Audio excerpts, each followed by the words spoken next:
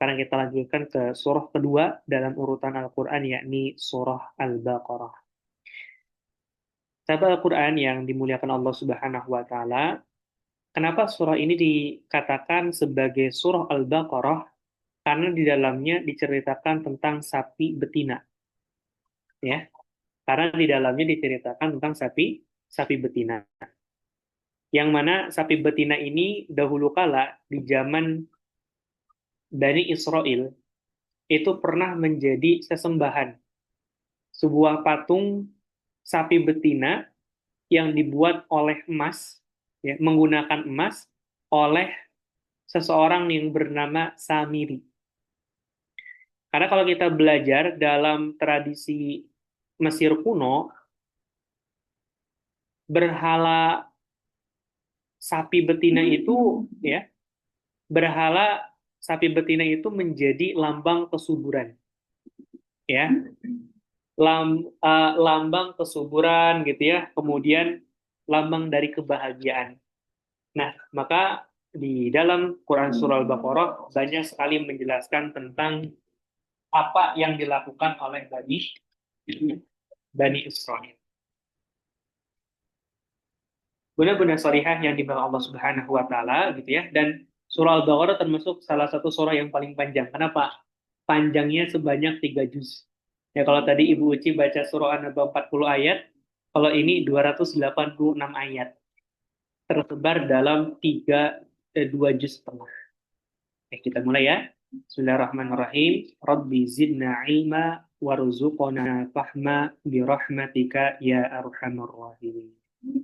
Sebelumnya kita doakan dulu ya, benar-benar salihah eh, sahabat kita yang mungkin sedang di perjalanan, semoga diberikan kelancaran perjalanannya, dimudahkan dan diselamatkan sampai di tujuan.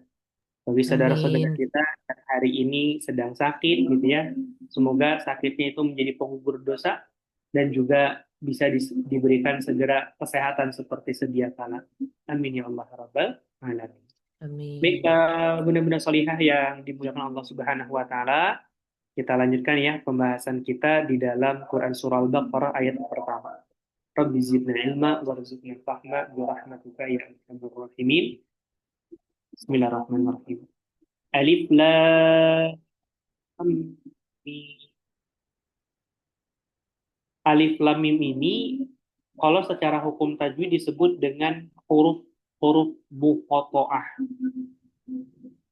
ya. Huruf-huruf muqatta'ah atau disebut juga dengan fawatihus suwar. Fawatihus suwar itu apa? Pembuka surah. Anda coba, ada nggak tulisan potongan huruf-huruf yang ada di tengah bacaan? Nggak ada. Yang ada di tengah ayat itu, di tengah surah itu nggak ada. Pasti di awal surah. Makanya disebut fawatihus suwar. Fawatihu itu merupakan jamak dari fataha. Fataha artinya telah terbuka. Fawatihus suwar, pembuka surat-surat. Kan kita suka katakan ya, surah Al-Baqarah itu surah itu mufrad, satu. Kalau suar, surat-surat, ya. Fawatil suar adalah pembuka surah-surah di dalam Al-Qur'an. Dan terdapat 14 huruf yang menjadi fawatil suar, salah satunya alif, lam dan juga mim. Nah, ini hati-hati. Kadang juga ada yang membacanya alama. Makanya di sini kita pentingnya mempelajari tajwid. Yang betul alif lam mim. Makanya sebetulnya agar bacaan Quran kita lancar itu benar-benar soleh, kita tuh harus sering mendengarkan bacaan Al-Quran. Bahkan kalau bisa gitu ya, nih bunda-bunda solihah kumpul ya, setiap pada subuh contohnya baca Quran satu halaman gitu tuh. Itu memperlancar bacaannya seperti itu. Ya, kita lanjutkan. Allahu a'lamu binuradi. Allah yang mengetahui maknanya. Ya. Jadi eh, alif lam mim ini nggak ada yang mengetahui maknanya kecuali Allah Subhanahu wa taala. Hamim, Yasin ya. Dan baru ada satu kitab yaitu kitab Al-Qur'an yang menjadikan huruf-huruf ini tuh digabungkan. Karena kalau secara bahasa Arab itu nggak ada maknanya. Ya, tidak ada maknanya. Itu ayat pertama. Kemudian di ayat yang kedua, zalika, zalika itu apa? Itu ya. Tapi di sini yakni hadza. Itu yang bermana ini, ya. Zalika, zalikal kitabu, kitab ini allazi yaqra'uhu Muhammadan, ya. Yakni kitab yang dibaca oleh Nabi Muhammad. La roib, tidak ada keraguan. Fihi, ya. Jadi la roib maknanya itu tidak ada keraguan, la syakka, tidak ada keraguan, fihi, di dalamnya. Jadi kitab Al-Quran itu benar-benar salihah yang Allah muliakan, tidak ada keraguan di dalamnya. Tidak ada satupun ayat dalam Al-Quran yang bertentangan dengan hukum alam, itu nggak ada. Ya, kayak misalkan dalam Al-Quran itu menjelaskan bahwa awan itu berat. Maka bisa kita buktikan dalam ilmu sains modern, awan itu berat atau ringan? Pasti berat, ya. Bahkan awan itu bisa sampai beratnya berpon-pon. Kan kalau kita bayangkan, Ustaz, awan mah itu nggak berat kayak kabut, kayak gitu ya. Padahal awan itu berat. Tidak ada keraguan di sini juga bermakna bahwa tidak ada satupun ayat dalam Al-Quran, ya, yang itu mengatakan sesuatu yang tidak, ya, mengatakan sesuatu yang palsu, itu nggak ada. Nggak ada keraguan. Coba Bunda-Bunda Salihah, boleh nanti dibuka Al-Quran Surah Al-Mu'minun ayat 12, 13, 14 tentang proses penciptaan manusia. Dari mulai setetes mani menjadi segumpal darah, segumpal daging, tulang berulang, kemudian dibungkus menggunakan daging, setelah itu dijadikan sesuatu yang lain. Coba tanyakan ke dokter spesialis kandungan. Pasti mereka yang paham akan ilmu tersebut akan mengatakan bahwa proses penciptaan manusia sesuai dengan apa yang ada dalam Al-Quran, surah Al-Mu'minun, ayat 12, 13, 14 tentang proses penciptaan manusia. Atau misalkan dalam Al-Quran menjelaskan, ada satu ayat di dalam Quran surah Ar-Rahman, marajal bahraini yaltaqiyan. Bahwa di lautan itu ada dua lautan, ya, yang saling terpisah. Bainahuma barzakhul la yabghiyan. Di tengah-tengah lautan tersebut seperti ada dinding antara satu lautan dengan lautan yang lainnya. Dan itu semua terbukti hari ini. Ketika ada salah seorang ilmuwan dari Inggris yang sedang berlayar di lautan Mediterania, mereka menemukan ada dua laut yang berbeda warnanya, berbeda kandungannya, dan tidak saling apa? Tidak saling tercampur antara satu dengan yang lainnya. Ya. Dan itu baru ditemukan oleh manusia di tahun 1800-an. Sedangkan Al-Quran sudah menjawab itu 13 abad yang lalu. Maka pertanyaannya, masih ragu kita terhadap Al-Quran? Bunda-bunda solihah yang Allah muliakan? Ya. Kenapa Al-Quran itu tidak ada keraguan di dalamnya? Annahu min indillah. Ya. Karena sesungguhnya Al-Quran ini betul-betul berasal dari Allah. Ya. Jadi sesungguhnya Al-Quran ini merupakan betul-betul berasal dari Allah. Pertanyaannya Bunda-Bunda Salihah, apa buktinya Al-Quran itu bukan ciptaan manusia?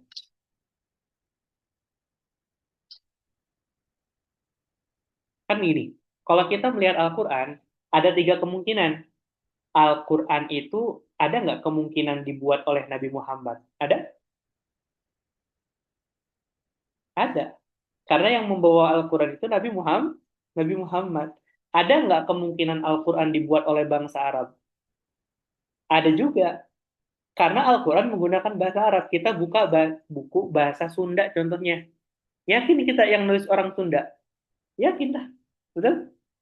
Kita baca buku bahasanya bahasa Jepang. Maka kita yakin yang nulisnya adalah orang Jepang. Karena Al-Quran menggunakan bahasa Arab, maka ada kemungkinan Al-Quran itu merupakan ciptaan bangsa Arab. Yang ketiga, kalau dua kemungkinan ini nggak mungkin, maka hanya ada kemungkinan yang terakhir, bahwa Al-Quran ini memang betul-betul berasal dari Allah Subhanahu wa Ta'ala. Oke, benar-benar salihah yang Allah muliakan. Lalu apa bukti Al-Quran itu betul-betul kalamullah? Yang pertama, ya, yang pertama, Al-Quran itu menantang dalam ayatnya. Pertama, tantangan yang pertama, Al-Quran menantang kepada siapapun yang meragukan bahwa Al-Quran ini berasal dari Allah, maka buatlah Quran yang serupa dengan ini. Dan ternyata manusia nggak ada yang mampu. Silahkan kumpulkan pasukanmu dari kalangan jin maupun manusia, dan ternyata nggak ada yang mampu. Kemudian turun lagi satu ayat yang menjelaskan kalau kalian nggak mampu, silahkan buat 10 surat yang semisal. Mampu tidak? Nggak mampu juga. Sampai pada akhirnya turun Quran dalam surah Al-Baqarah.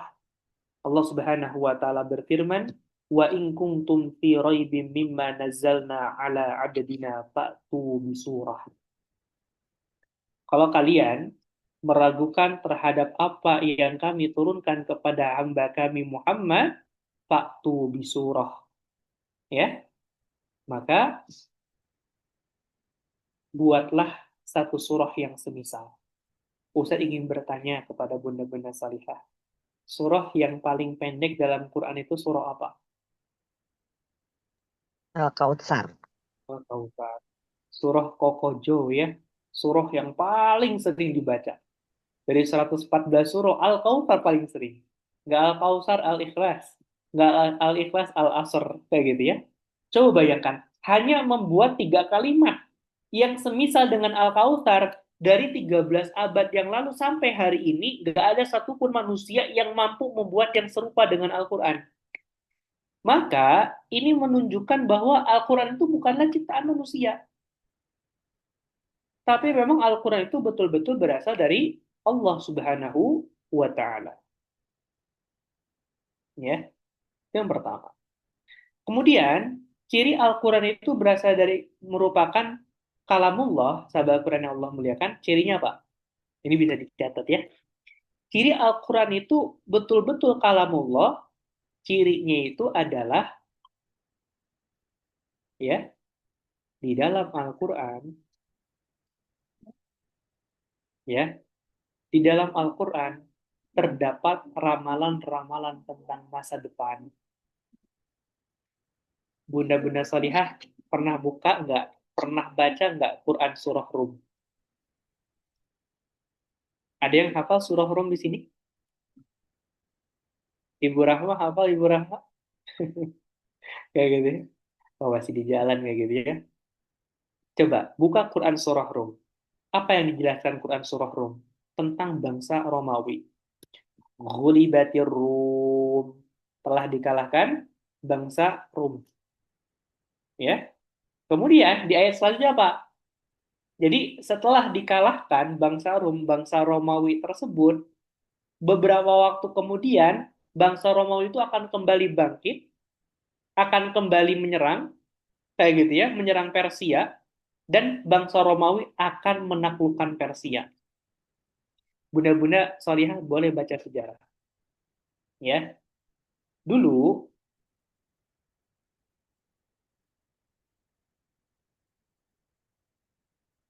ya, benar-benar solihah yang dimuliakan oleh Allah Subhanahu wa Ta'ala.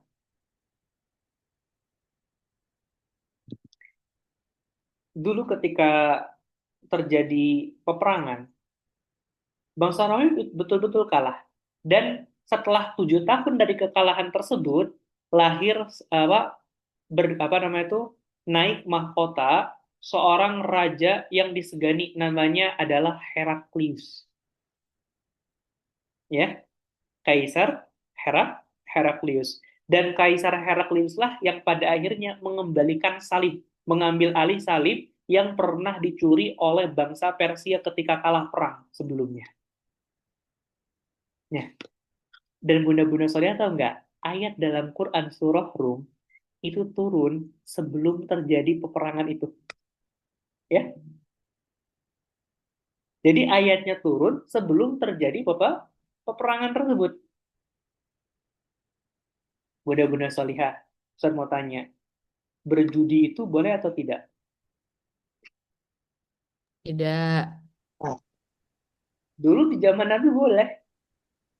Nah, ketika ini, jadi dulu Abu Bakar itu pernah berjudi, coba. Karena belum ada ayat larangan berjudi, ya. Abu Bakar berjudi, taruhan gini.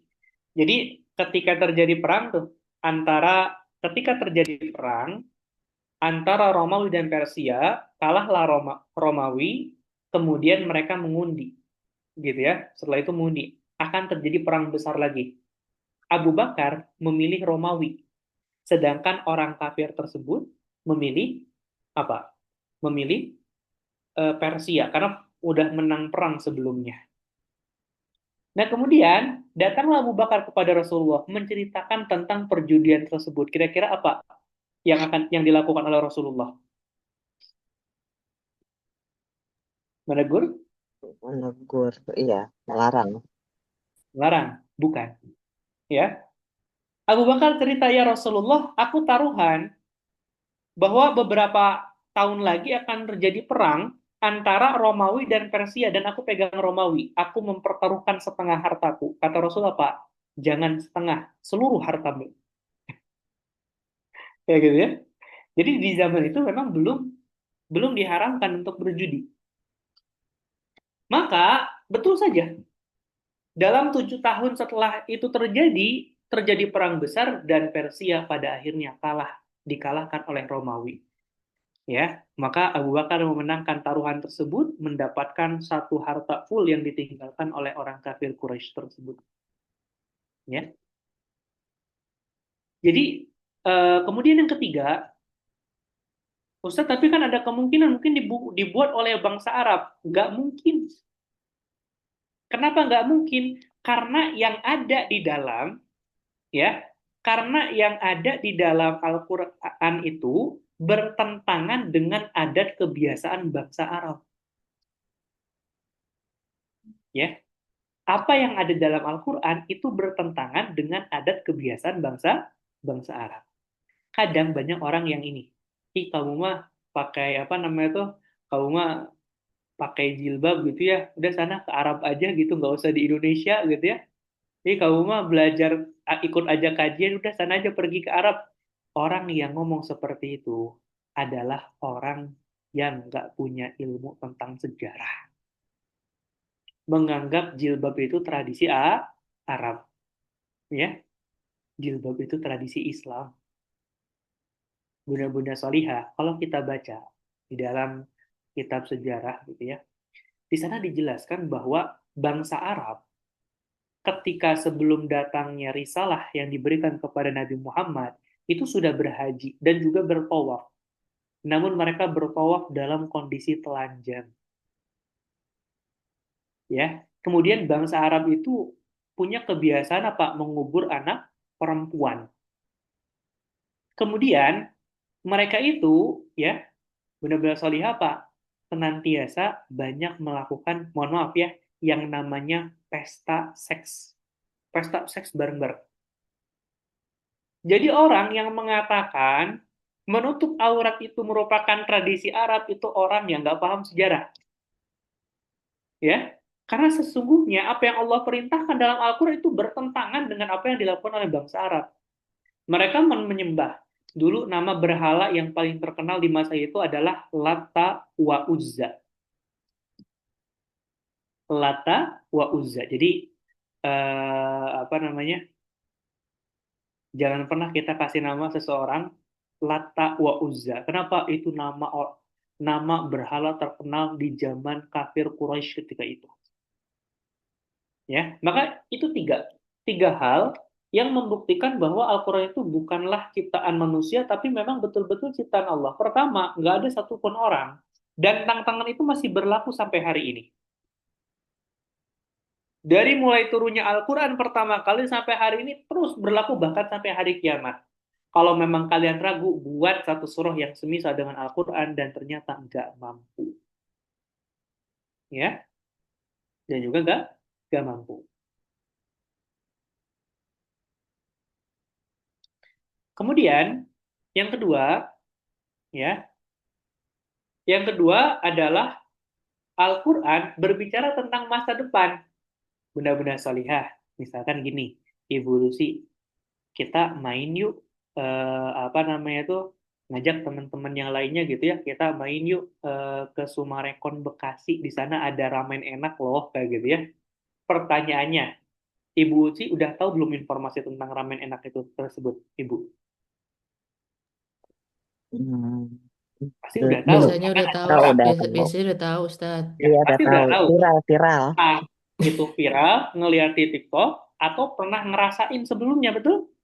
Kalau misalkan kita nggak tahu informasinya, coba tiba-tiba, misalkan Ibu Lisa gitu, ke sana yuk, ke timur yuk, kenapa ada bakso enak, padahal apa di timur tuh bukan, ya. Maka ketika ayat Al-Quran menceritakan tentang kisah-kisah yang terjadi di masa depan, itu menunjukkan Al-Quran itu bukan buatan manusia. Karena buku buatan manusia itu tidak pernah berbicara tentang masa depan. Pasti akan berbicara tentang masa ini atau masa lalu. Kecuali yang kita baca buku ramalan. Kemudian yang ketiga, nggak mungkin Al-Quran itu buatan bangsa Arab. Kenapa? Yang ada dalam Al-Quran justru menyerang apa yang dilakukan oleh bangsa bangsa Arab. Seperti itu, ya. Oke. Sahabat, benar-benar solihah yang dimulakan Allah Subhanahu wa taala, dzalika, ya, wal isyaratu bihi lit ta'zim, ya. Dzalika, kitab itu hudan, sebagai petunjuk, lil muttaqin, bagi orang-orang yang taat, bagi orang-orang yang takwa. Apa itu takwa, bunda-bunda solihah? Coba, takwa itu apa? Takwa bahasa Arabnya imtithalu awamirillah wajtinabu nawahihi. Apa artinya? Melaksanakan seluruh perintah Allah dan menjauhi larangannya. Coba bunda-bunda solihah, malam-malam gini gitu ya, misalkan kita nggak mabok, dapat nggak pahala? Dapat toh, betul? Jadi sebetulnya orang muslim itu dia niatkan zikir aja sambil duduk gitu ya, dia meninggalkan kemaksiatan, itu bagian dari mendapatkan pahala. Jadi pahala itu didapat dengan dua cara. Yang pertama mengerjakan amal soleh, yang kedua meninggalkan kemaksiatan. Ya, Ustadz, gimana dong kalau misalkan kita mengerjakan amal soleh di waktu yang sama kita pun bermaksiat? Maka orang yang seperti itu sama seperti orang yang mengisi air di ember bocor. Kira-kira bakal penuh tidak benda-benda solihah? Nggak akan. Ya, kita beramal soleh, hadir ke majelis ilmu, gitu ya. Pas kumpul bareng gibah, hilanglah pahalanya. Maka bunda-bunda solihah, maksiat yang kita lakukan itulah yang disebutkan oleh para ulama sebagai apa? Sebagai rayap-rayap pahala. Sedikit demi sedikit akan mengikis pahala kita. Bahkan nggak sekedar mengikis, menghilangkan seluruh pahala kita. Makanya nanti itu ada orang yang dia itu datang kepada Allah merasa pede dengan sholatnya, zakatnya, puasanya, tapi ketika dilihat ternyata apa? Dia nggak mendapatkan pahala apapun. Ternyata pahalanya sudah habis untuk apa? Menebus seluruh dosa-dosanya. Nah, benar-benar salihah begini. Misalkan kita mau pergi ke Singapura, ya, kita nggak tahu jalan dan rencananya kita naik mobil. Apa yang pertama kali kita lakukan ketika mau berangkat? menyiapkan yang namanya Google Maps agar memastikan kita sampai di Singapura. Kalau nggak pakai Google Maps, tujuan awal kita ke Singapura boleh jadi nanti tersesat ke Papua Nugini seperti itu. Nah, maka dalam hidup penting nggak sih kita itu mengetahui peta kehidupan kita? Penting? Penting nggak sih kita mengetahui petunjuk? Nah, jadi pertanyaan begini benar-benar solihah. Yang butuh petunjuk itu Allah atau manusia? Manusia. Ya, apa Siap. tujuan manusia itu butuh petunjuk?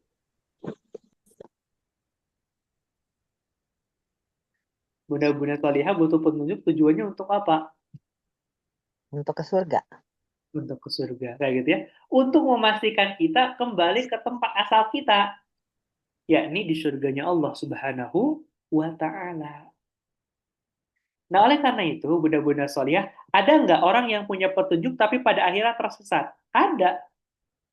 Dia yang kemana-mana megang Quran, tapi Qurannya nggak pernah dibuka, nggak pernah dibaca, nggak pernah dipahami, nggak pernah dipelajari, gitu ya. Nah, maka benar-benar solihah yang Allah bilang begini. Al-Quran itu pada hari kiamat akan datang kepada seluruh makhluk. Kalau kita selama hidupnya senantiasa menjadikan Al-Quran di depan kita, maksudnya apa? Al-Quran dijadikan sebagai pedoman bagi kehidupan kita.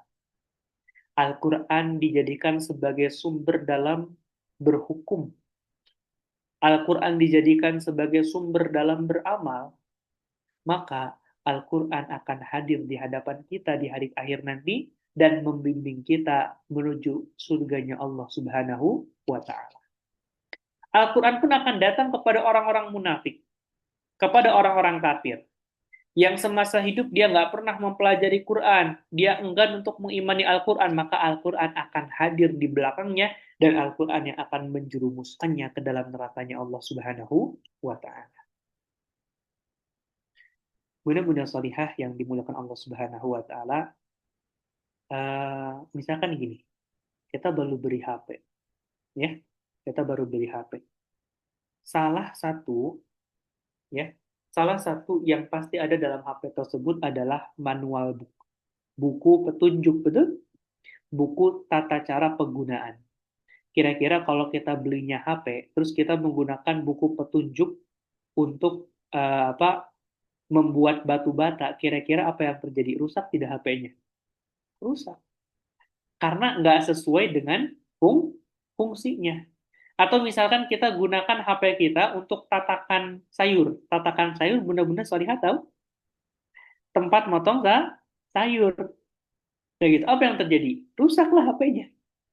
Nah, maka benar-benar solihah, sebetulnya ketika kita hari ini petunjuk dari mengikuti petunjuk dari kitab Al-Quran, sesungguhnya kita ini sedang menapaki jalan agar tidak tersesat dalam kehidupan dunia. Ya. Nah, makanya Allah sampaikan hudan Al-Quran ini sebagai petunjuk lil muttaqin bagi orang-orang yang bertakwa.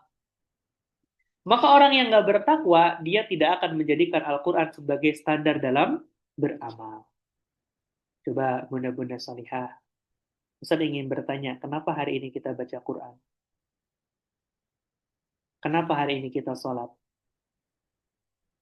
Karena dari sholat mendatangkan kebaikan buat kita, betul? Betul tidak? Ya? Salah. Ya.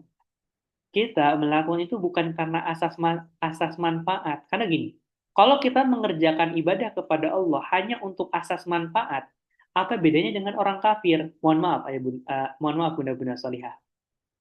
Orang muslim itu kan yang laki-laki diwajibkan untuk dikhitan, betul?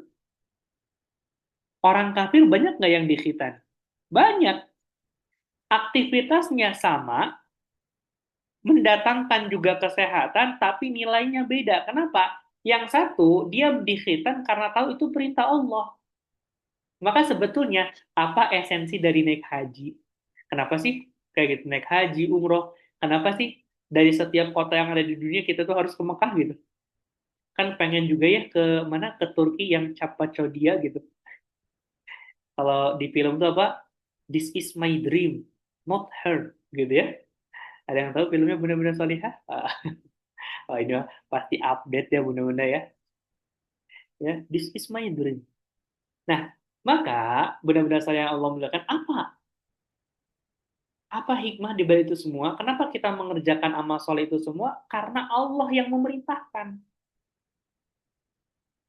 Maka apapun yang Allah merintahkan, sudah pasti itu baik bagi kita. Ya. Nah, maka dari itu Bunda-Bunda Solihah, orang-orang yang bertakwa itu adalah orang yang mengikuti perintah, menjauhi larangan, demi apa? Menjaga dirinya dari api neraka. Bunda, Bunda Solihah tahu nggak? Yang paling mengerikan dari yang namanya maksiat itu apa? Bunda-Bunda Solihah tahu? Yang paling mengerikan dari yang namanya maksiat? Yang paling mengerikan dari maksiat itu apa? Sama dengan kita sedang menghalalkan diri kita untuk diazab oleh api neraka.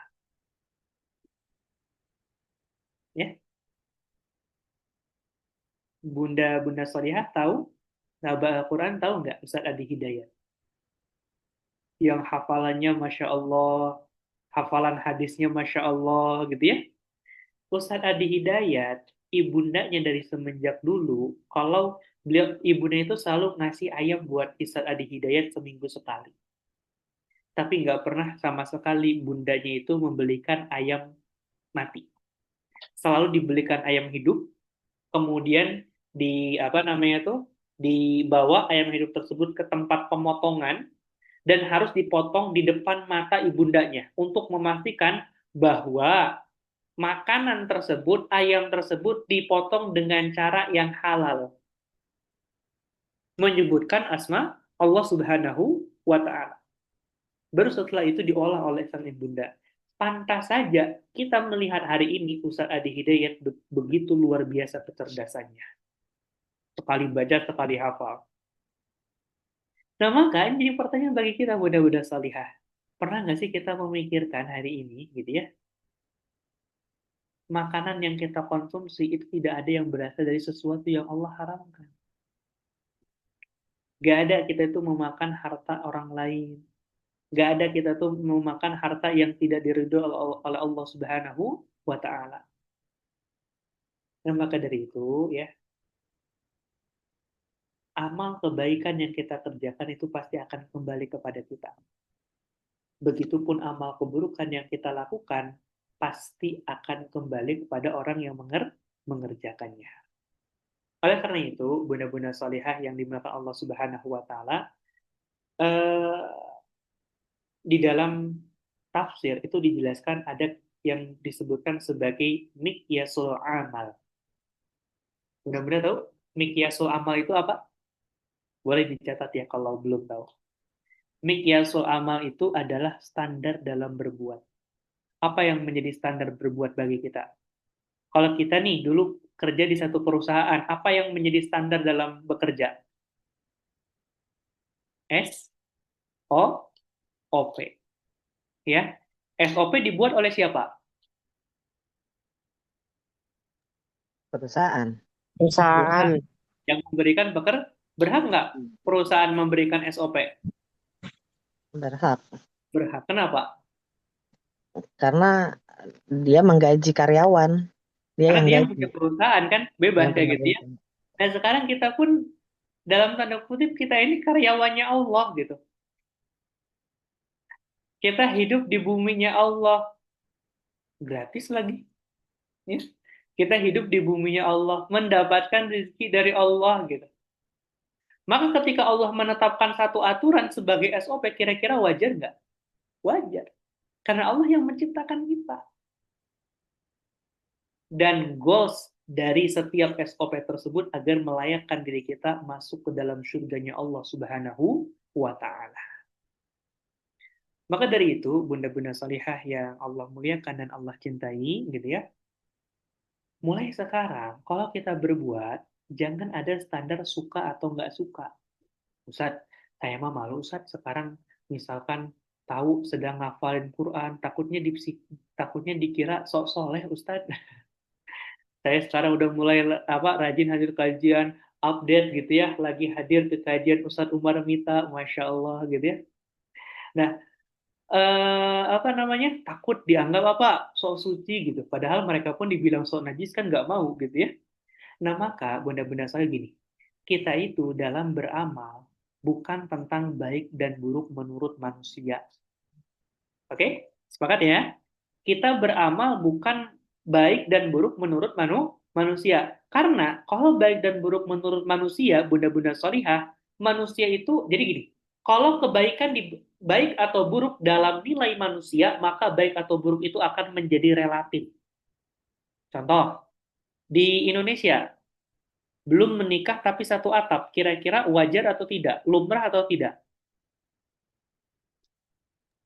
Tidak, Nggak terlalu lumrah. Tapi kalau di barat Tidak, lumrah atau tidak? Lumrah. lumrah. Ya, Cristiano Ronaldo apa baru melamar istrinya, melamar wanitanya. Setelah apa? Setelah punya anak 6 contohnya. Ya, apa? Mereka ingin mencari kecocokan dulu selama bertahun-tahun bunda-bunda salihah. Nah, maka gitu ya, standar dalam berbuat itu bukan menurut manusia, tapi menurut Allah Subhanahu wa taala. Maka begini, kita harus satu komitmen, ya. Coba ingat apa yang saya sampaikan ini benar-benar salihah, kita harus mengerjakan kebaikan walaupun di hadapan manusia itu adalah sesuatu yang buruk. Ya, dianggap sesuatu yang buruk. Ya. Kenapa? Karena strong why. Kita Bunda-bunda saya pernah nggak baca buku Strong Why? Gitu ya. Strong why dari kita kenapa kita beramal soleh adalah karena kita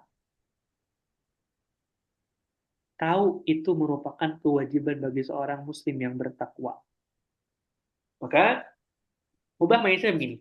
Walaupun menurut kebiasaan tradisi masyarakat di sekitar kita itu adalah baik, namun kalau itu bertentangan dengan syariat Allah, maka itu tetap sesuatu yang buruk. Ya. Jadi beramal itu bukan kata manusia, tapi kata Allah Subhanahu wa taala.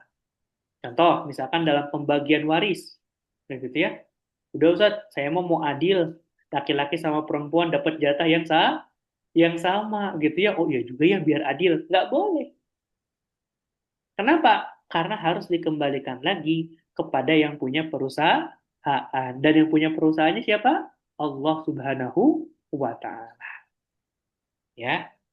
Nah, maka benar-benar yang Allah muliakan, kesimpulan ya dari pertemuan tadabbur kita di malam hari ini, yang pertama ya, yang pertama turunnya Al-Qur'an, turunnya kitab Al-Qur'an ke dunia itu merupakan bukti kasih sayang Allah kepada seorang hamba, agar seorang hamba ketika menjalani kehidupan dunia dia tidak tersesat dalam menjalaninya. Kemudian yang kedua, dalam Al-Quran tidak terdapat satupun keraguan di dalamnya. Kenapa?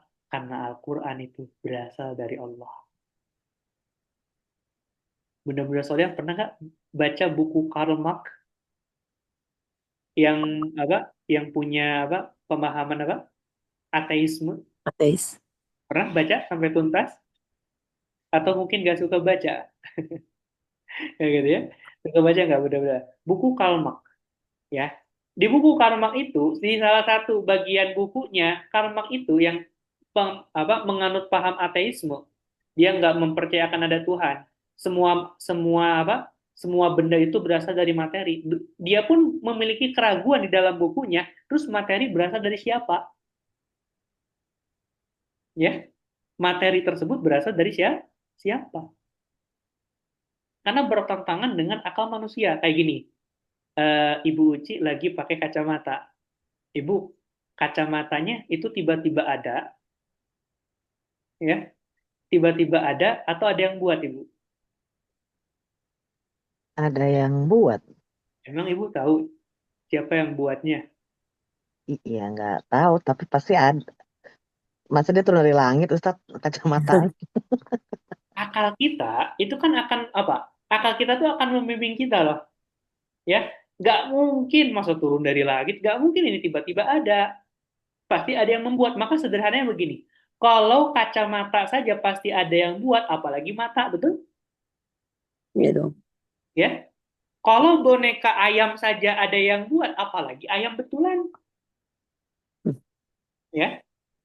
Nah, kemudian tadi Ustaz juga sudah jelaskan, bukti Al-Quran itu adalah kalamullah. Yang pertama, Al-Quran tidak ada satupun tidak ada satupun makhluk yang mampu membuat satu surah yang semisal dengan Al-Quran.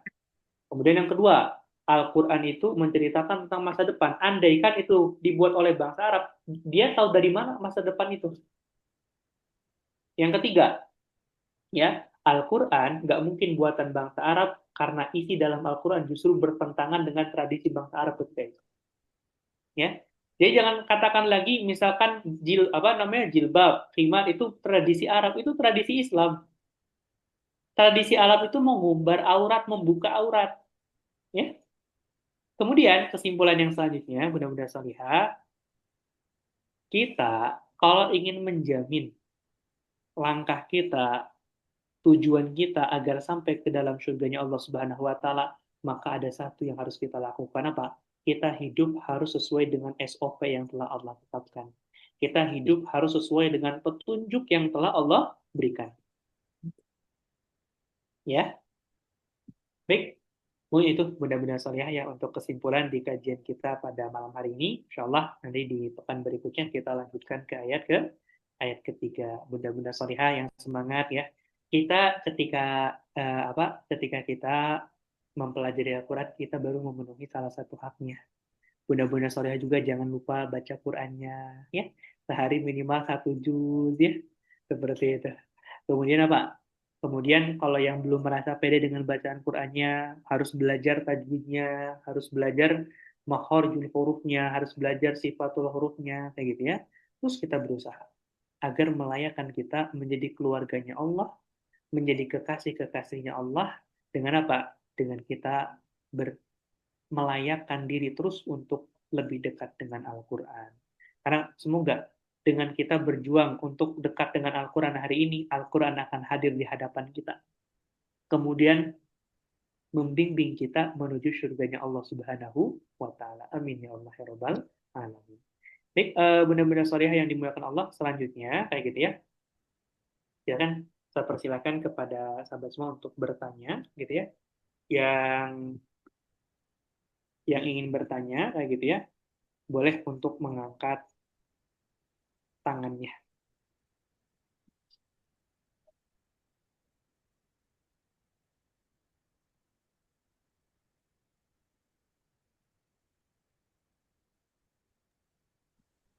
Ada yang mau nanya?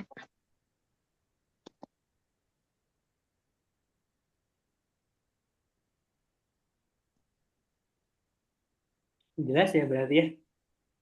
Insya Allah. Ibu ada yang mau ditanyakan Ibu? Cuma mau tahu sejarah aja sih, Ustadz. Ya, Al-Baqarah itu dia turun di, kan Al-Quran itu kan ada dua jenis. Maksudnya surat-suratnya itu ada dua macam ya, Ustadz. Ada yang turun di Mekah sama di Madinah ya. ya betul. Al-Baqarah itu turunnya di Mekah ya.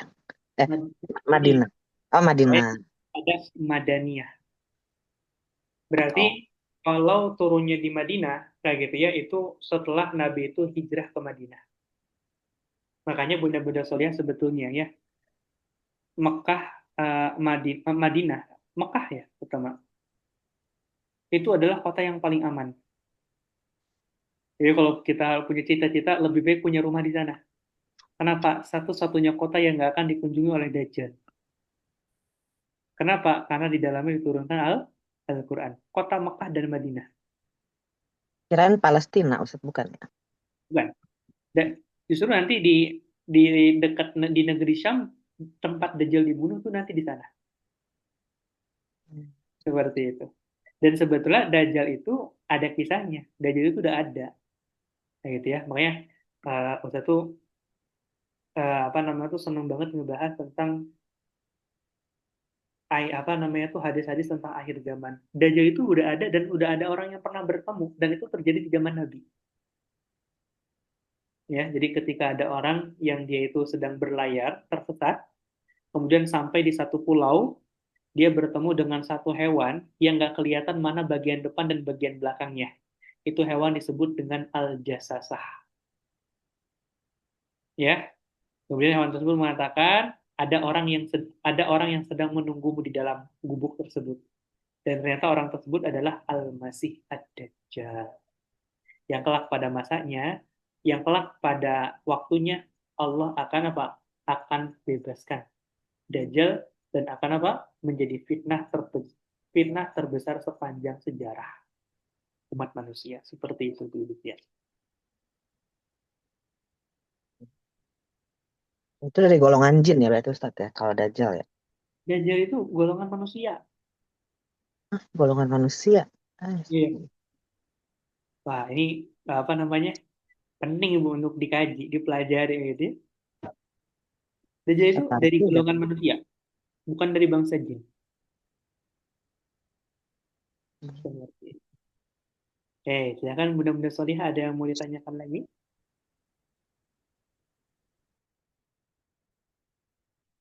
Jelas ya? Oke. Kalau jelas gitu ya, sering disampaikan ngejawab pertanyaan Ibu Uci yang ada di ini, yang ada di mana? Di kajian kemarin Ibu, ketika kajian tentang menjadi keluarganya Allah gitu ya. Jadi, waktu yang terbaik bagi kita untuk belajar, kalau Bunda-Bunda Solihah sudah free waktunya, sebetulnya waktu yang terbaik untuk belajar itu di waktu duha. Nabi. Nah, jadi sebelum subuh dan setelah subuh itu waktu belajar pribadi sebetulnya paling bagusnya. Kita baca Quran, kita ngafalin Quran. Kalau misalkan belajar ke guru kita itu paling baik itu di waktu duha. Kenapa? Waktu duha itu waktu yang paling panjang. Dan di waktu tersebutlah Nabi mendidik para sahabat hingga sahabat itu ya ada yang umur 12 tahun sudah menjadi staf ahli negara. Kebayang nggak benar-benar Farihah? Usia 14 tahun sudah jadi komando jihad. Ya, usia puluhan tahun sudah menjadi apa? Diplomat negara. Kebayang nggak bagaimana cara Nabi itu dalam mendidik mereka? Itu di waktu duha. Waktu yang paling banyak pembelajaran. Ya, nah maka benar-benar solehah, kita itu gini, coba dirasakan. Kita pengen nggak setiap paginya itu merasakan kebahagiaan. Bangunnya lebih awal. Ya, kenapa? Allah dalam satu riwayat itu dijelaskan bahwa Allah itu memberikan sebagian cahayanya kepada orang yang bangun di malam hari. Makanya orang yang biasa bangun di malam hari, sujud kepada Allah, baca Quran, ngafalin Quran di sana, kayak gitu ya, itu wajah-wajahnya itu bercahaya. Kayak gitu ya, bersinar gitu. Seperti itu. Nah, maka benar-benar solihah, waktu yang terbaik gini ya, kita itu bangun misalkan jam 2. Jam 2 sholat dulu, mau sholat taubat boleh, sholat tahajud, sholat witir ya. Nanti menjelang apa? Setelah itu baca Quran, menjelang subuh 30 menit sebelum subuh tidur lagi aja nggak apa-apa. Tapi memang harus dibiasakan ketika subuh bangun. Kalau nggak terbiasa bangunnya nanti jam 6 kayak gitu ya, 12. Bangun subuh, nah setelah subuh jangan tidur lagi. Nabi itu seringkali berdiam diri di masjid, berzikir, memberikan nasihat kepada para sahabat gitu ya. Barangkali ada yang ingin bertanya. Kemudian Nabi itu berdiam diri di masjid sampai apa? Sampai waktu syuruk atau isyrok. Nah, ketika udah isyrok, Nabi mengerjakan sholat uh, isyrok kayak gitu ya, 2 rakaat, sholat di awal permulaan waktu duha. Setelah itu selesai, Nabi baru pulang ke rumah. Ya, pulang ke rumah membantu pekerjaan istrinya. Ada loh dalam riwayat Nabi itu ngebenarin sendalnya sendiri. Coba bayangkan Nabi sendalnya putus dibenerin sendiri bunda-bunda solihah. Ya, kayak gitu. Lalu kalau kita mempelajari kisah kehidupan Nabi itu, masya Allah, gitu, ya, efektif banget gitu hidupnya. Padahal umur Nabi itu kan waktu seharinya kan sama kayak kita ya. Cuman Beda, kalau Nabi itu sangat produktif Bunda-Bunda Salihah. Maka kita kalau mencari contoh orang itu nggak usah jauh-jauh ke siapapun. Tinggal lihat bagaimana Nabi dalam menjalani kesehariannya. Kita pengen sehat, ada resepnya dalam kehidupan Nabi. Ya, ada resep dalam kehidupan Nabi. Nabi itu seumur-umur sakit itu hanya hitungan jari, paling 3 kali. Kalau kita sampai umur kita hari ini udah berapa kali sakit, Bunda-Bunda Solihah. Ya gitu ya. Nah, maka semua itu sudah Nabi contohkan. Misalkan makan dengan 3 jari, ya, makan dengan 3 jari. Kita makan dengan perlahan sampai betul-betul lembut terus kita punya. Coba pelajari. Itu ada efek di balik itu semua. Ada hikmah. Ada efek juga kenapa kita kalau minum nggak boleh berdiri. Ya, kalau misalkan lupa sambil berdiri alias taki, maka muntahkan minuman tersebut. Kenapa kita makan nggak boleh menggunakan tangan kiri, gitu ya, harus menggunakan tangan kanan. Ada hikmah di balik itu semua benda-benda salihah. Ya, wallahu a'lam bishawab. Jadi benda-benda salihah, Ustadz, satu lagi Ustadz. boleh? Kalau seandainya kita baca Quran itu sehari misalnya kita coba apa disiplinkan diri kita misalnya kayak habis subuh itu kita baca Al-Waqiyah, Hmm. terus setiap hari Kamis itu Al-Kahfi, nah setiap malam selepas Isya itu baca Al-Mulk. Itu jatuhnya kita sudah membaca Quran kan Ustadz? Iya, membaca Quran. Tapi membaca Quran itu yang paling dicintai oleh Allah dan Nabi-Nya itu adalah baca Quran dari awal sampai akhir terus diulang lagi. Oh. Gitu. Ada hadisnya.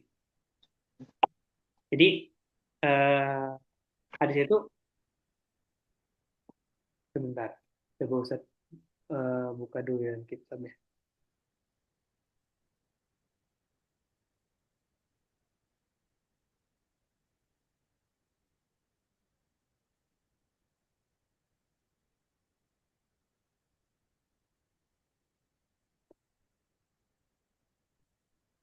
Kalau ada pertanyaan lain yang masih mau nanya bisa di kolom chat mungkin satu pertanyaan lagi misalnya malu buat nanya.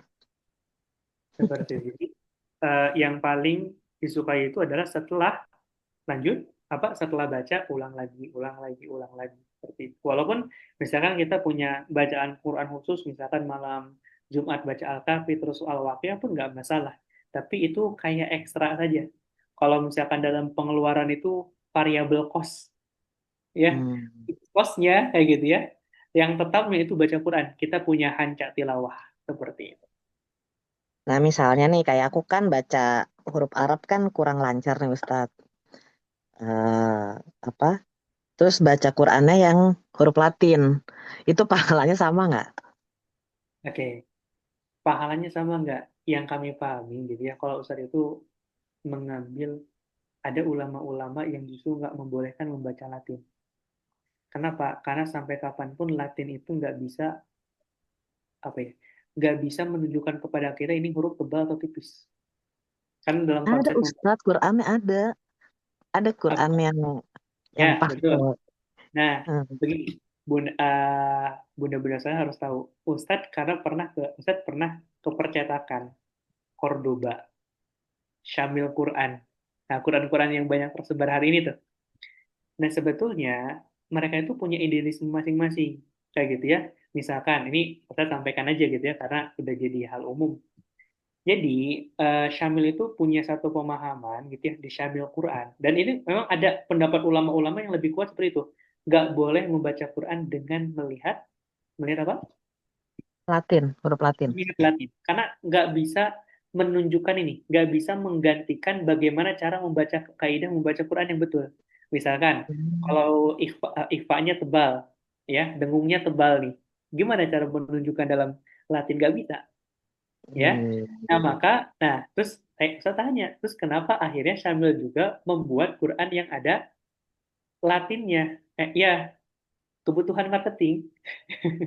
Karena Hmm. Quran yang banyak diminati terutama oleh masyarakat TikTok kayak gitu ya, itu Quran yang ada Latinnya. Latin. Nah, Ustadz mengambil yang mana? Sebetulnya Ustadz mengambil pendapat yang lebih condong kepada tidak membolehkan, tapi juga menghormati kepada yang membolehkan. Dengan catatan jangan sampai mencukupkan di sana. Kan ada orang ya udahlah, Yang penting sudah ada latihnya gitu, nggak usah belajar Quran, nggak usah belajar tajwid, itu salah. Oke. Nah, kalau Ibu Uji, itu kan posisinya berbeda. Di satu sisi ada yang seringkali masih lihat latihnya, di satu sisi sedang mempelajari tajwid juga, maka itu beda, seimbang seperti itu. Maka sama Alhamdulillah. pahalanya sama, pahalanya beda. Kenapa? Pahala bagi Ibu Uci 2 kali lebih banyak. Alhamdulillah, Insya Kenapa? Allah. Orang yang baca Qur'annya terbata-bata, pahalanya 2 kali lipat. Orang yang lancar baca Qur'annya, dia kedudukannya bersama dengan para malaikat yang mulia. Pertanyaan dari Ustadz, mau bersama kedudukannya dengan malaikat yang mulia atau mendapatkan pahala? Sama malaikat Ustadz, Insya Allah, sama Ustadz Renaldi nanti aku Insya nggak Allah. terbata-bata. Nggak ngos-ngosan yang penting. Insya Allah. Bismillah Insya Ibu. Allah. Allah. Titip nanti sama Ustadz Rinaldi ya. Nah, termasuk bunda-bunda solihah juga, kayak gitu ya. Kemarin juga kan Ibu juga bertanya ya. Nah, kebetulan kan di kelas hijrah ini, Ustadz yang bikin programnya. Di kelas tahfidz gitu ya, itu belajar untuk ngafalin Quran bunda-bunda solihah. Nah, tapi di kelas asing itu karena umum kayak gitu ya, dari segi pengajar itu nggak bisa milih. Jadi nanti sudah ditetapkan ini masuknya ke siapa, ke siapa. Yang pasti kalau laki-laki sama laki-laki, yang perempuan sama perempuan. Seperti itu bunda-bunda salihah ya. Semoga Allah mudahkan langkah kita untuk menuju bacaan Al-Quran. Amin ya Allah ya Rabbal. Amin Nah, ya Rabbal alamin. oke, mudah-mudahan saya kalau tidak ada yang tanyakan lagi ya, kita cukupkan dulu untuk kajian kita di malam hari ini. Kita doakan semoga bunda-bunda solihah senantiasa sehat ya, berkah umurnya dan juga selalu dalam lindungan Allah Subhanahu wa taala. Semoga perbaikan bacaan Al-Fatihah yang kemarin kita kerjakan itu menjadi salah satu wasilah untuk kebaikan kita. Dan itu menyadarkan kita bahwa Pak, betapa pentingnya kita mempelajari tajwid, betapa pentingnya kita mempelajari Al-Quran. Dan kalau kemarin kita itu baru talaki surah Al-Fatihah, sebetulnya wajib talaki itu 30 juz. Ya, kebayang nggak bro? Kemarin talaki ta'awuz aja berapa menit ya? Ini talaki 2 jam. 30 sorry. 2 jam Ya. lebih, hampir 3 jam. Kita harus talaki 30 apa 30 jadi membacakan. Dan bunda-bunda saleh itu harus semangat, harus istiqomah gitu ya. Terus Iya. ada yang datang ke rumah, ada udah berumah tangga, udah punya anak dan lain sebagainya. Tahu nggak? Jadwal kajian di rumah kami offline, bukan online. Kalau bunda-bunda saya tinggal duduk di kasur, enak kan ya kajian. Tahu nggak jam berapa? Jam 6 pagi. Di jam 6 Masya pagi itu datang ke rumah gitu belajar gitu ya. Umurnya ada yang udah 50 tahun, ada yang umurnya masih 40 tahun, coba. Maka jangan sampai kita tuh kalah seperti itu. Ada yang di Jakarta Ustaz pengen apa namanya tuh ingin belajar kayak gitu ya. Apa nanti Ustaz kalau saya ada kesempatan ke Bandung saya pengen belajar. Maka mudah-mudahan Ustaz dengan ada kemudahan teknologi gitu ya. Justru ini sebetulnya udah nggak ada alasan bagi kita itu nggak belajar. Imam Bukhari, ya, yang Ibu Lucy tadi perlihatkan, Imam Bukhari itu dalam mencari satu hadis bisa melakukan perjalanan sampai 3 hari 3 malam. Ternyata apa? Ketika datang kepada orang yang menyampaikan hadis dari Nabi, hadisnya ternyata palsu. Coba, udah jauh-jauh gitu ya. Misalkan gini, wih ada promo nih gitu ya, harga telur lebih murah. Kita udah jalan jauh-jauh ya, ternyata apa? Tokonya tutup. Hoax. Hati atau tidak? Nggak Nah, ada. Imam Bukhari tidak. Ya, 3 hari 3 malam coba. Jangan kita bayangkan perjalanan kita ini yang 3 hari 3 malam beda ya. 3 hari 3 malam menyusuri apa padang pasir yang begitu tandus dan lain sebagainya. Tapi itu kemudian beliau kumpulkanlah dalam kitab Sahih Bukhari Muslim. Coba bayangkan. Ya, satu hadis kadang butuh waktu sampai berapa? 3 hari 3 malam. Nah, kita sudah dikumpulkan dalam satu kitab, nggak masih mempelajarinya. Maka apa kata yang terbaik untuk kita? Astagfirullah, gitu ya. Kita belajar dari cara apapun, dimanapun, masih nggak mau gitu ya. Coba tanya, apa yang menghalangi kita dari ilmu tersebut? Apa yang menghalangi kita dari hidayah? Dan pentingnya kita untuk banyak-banyak beristighfar. Ya. Baik, sahabat Al-Quran yang Allah muliakan, mungkin itu saja yang bisa kami sampaikan. Insya Allah kita bertemu lagi di pekan depan, melanjutkan tadabbur kita di surah Al-Baqarah ayat ketiga. Kita Tiga. akhiri bersama-sama mengucapkan hamdalah. Alhamdulillah. Alhamdulillah alamin. Alhamdulillah. Dan juga doa kafaratul majid. Bismillahirrahmanirrahim. Alhamdulillah. Asyhadu an la ilaha illa anta astaghfiruka wa atubu ilaik. Billahi taufiq wal hidayah. Assalamualaikum warahmatullahi wabarakatuh. Waalaikumsalam warahmatullahi Waalaikumsalam wabarakatuh. warahmatullahi wabarakatuh.